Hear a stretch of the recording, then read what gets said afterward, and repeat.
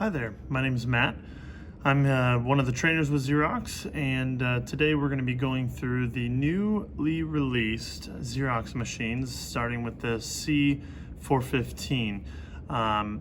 They also have released a B625, and these are all part of the new line from Xerox, the new design platform that they have for the integrated screen that you might look at and the different applications that you would see. So we're going to go through those today. They have a new functionality that looks very similar to the Versalink as far as how they work, how you would maneuver through them as an end user. So we're going to run through all of that today to try and give you a good rundown of what you're going to see with the new Xerox C415.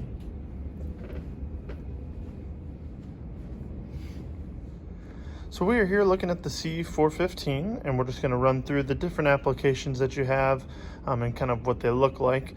So starting with the copy application, we're going to go to that first, and you'll see this is set up very kind of easily accessible to end users, where they'll have their keypad right at the top for how many copies they want to make, along with their start button now on the touch screen there up in the right hand corner. And then they have all of their settings listed out in one menu, so it's very, very easy to use, very easy to maneuver through. Not too many intricate details that might confuse a lot of end users. But you'll see basically you have all of the different functionalities that this machine comes with, and to change any of those, you'll just click on the row of the one that you want to change, and that gives you your little pop-up.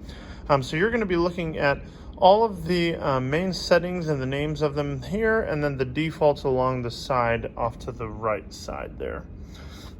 And again, to change any of those, you just click in the row, and that'll give you the option to make your selection from there. As you scroll down, you'll see there's tons of settings in here as far as image adjustments that you can make, special settings.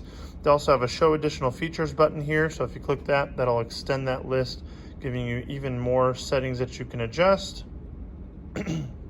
You also have a little reset button at the bottom that lets you clear it out and sends you back to the defaults and sends you back to the top of the page. Now, if you go look off to the right side, this is your home button here. When you click that, you'll see this takes us back to the main screen, so we can kind of start back over. So the next one we're going to go through is your email. And you'll see first thing that pops up is you have a manual entry and a device address book. If you don't have an address book, you're just going to click the manual entry, type out that email address, or you can go into your device address book if you do have one.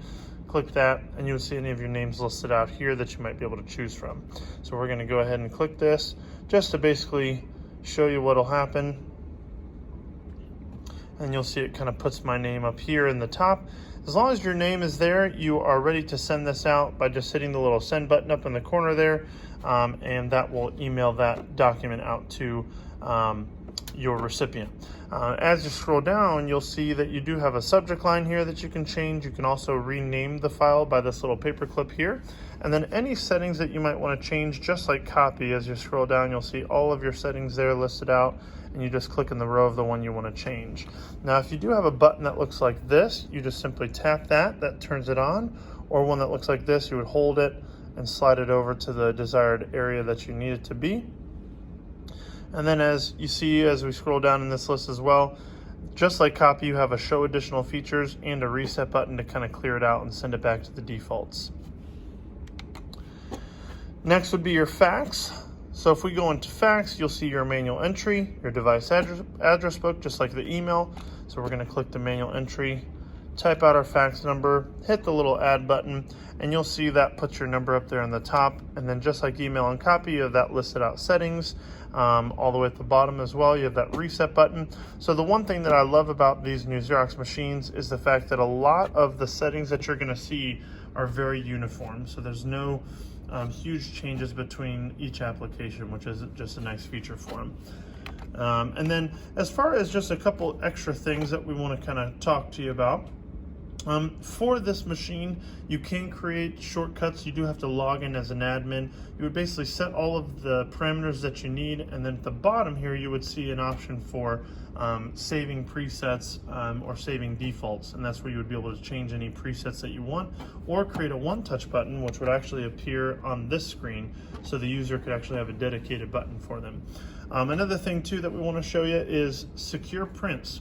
So if you're at the computer, you're trying to go through a secure print option where it puts a pin code to your job, you'll go to the driver, select secure print. It'll ask you for a pin code. You create that pin code, and then whatever you attach for that pin code, you send the print job, and it'll come in here to the secure jobs folder.